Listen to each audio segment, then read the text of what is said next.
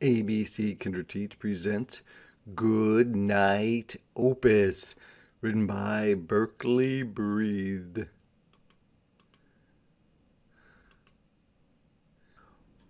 "Which book, dear Opus, may I read you tonight?" asked Grandma with love at the start of that night. "Why, my favorite," I said, "the one with the rhymes, the same one you've read me 209 times." And just as it is with all proper grannies, she ordered me into my pink bunny jammies. Then she sat and said, "Hush!" and her voice filled the room. "Good night," she read softly. "Good night to the moon. And good night to the lamp and the little toy boat. Good night to the mittens all hanging and soaked. Good night to the floor. Good night to the walls. Good night to the rug and the door and the halls. Good night, tiny mouse, and good night, blue moonshine. Good night." Grandma read the 210th time. I can't really say how this happened next. After 210 times, I departed the text. "Good night," I yelled, jumping. "Good night far away. Good night to you all in my Milky Way." "Sit back down," Grandma said. "Get back into bed. There's no one up there, and that's not what I read. When your sight surpasses what's plainly in view, pull your head from the clouds, keep the ground to your shoes. Now, let's finish the story with no Milky Way. It's improper that folks get so carried away." But she read no further, she said nothing more. Yes, Grandma had paused for a snooze and a snore.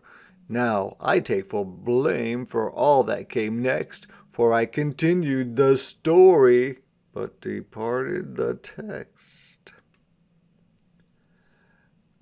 "Good night," I yelled down to the chap 'neath my bed.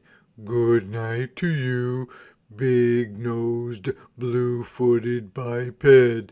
I'm so sorry I've missed you each night, but tonight I was told not to focus on things out of sight."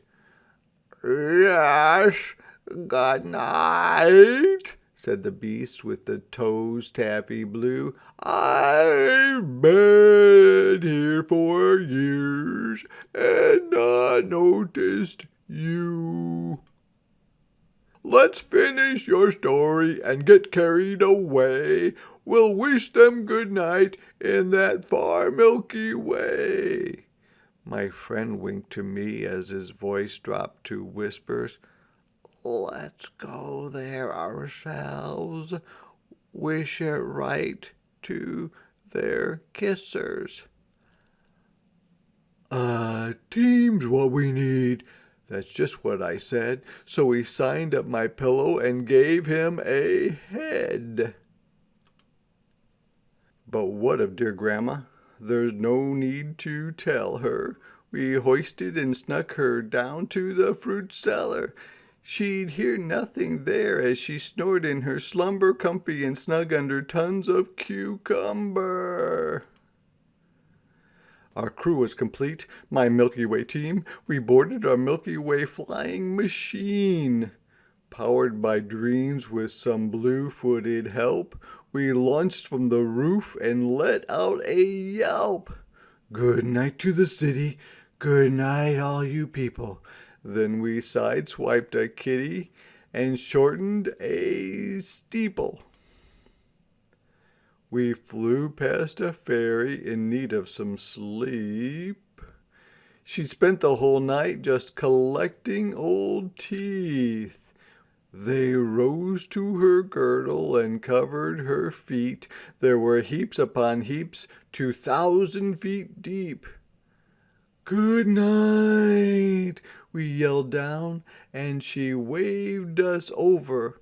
She wished to resell an old Elvis molar. We dropped in to check on the Washington scene, where I talked with Abe Lincoln and told him our scheme.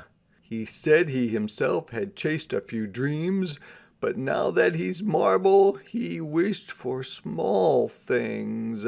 And what, I then asked, would you most like to do? A swan dive, he said, so we stripped and did too.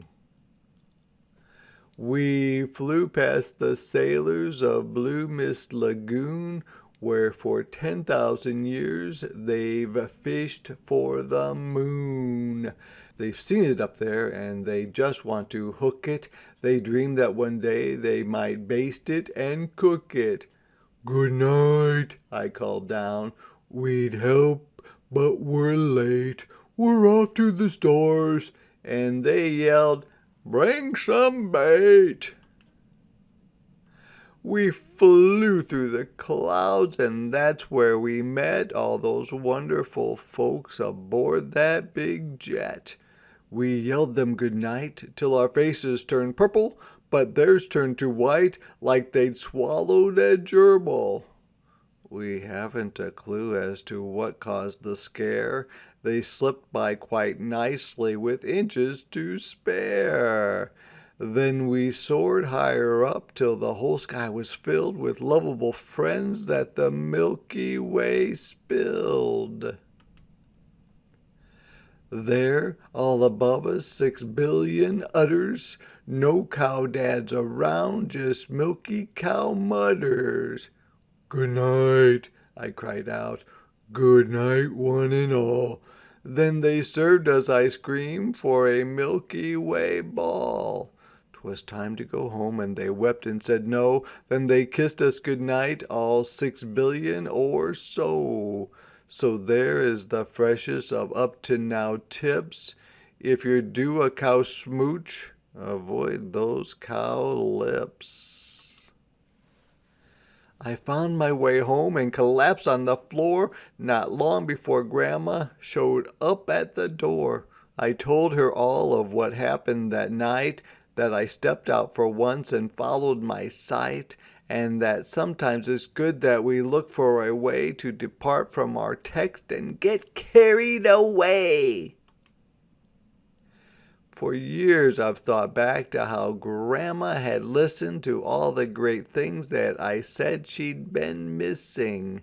How that night she had paused at the foot of my bed and smiled at those Milky Way cows overhead. I sure like to think that one night or the next she'll get carried away and depart from the text.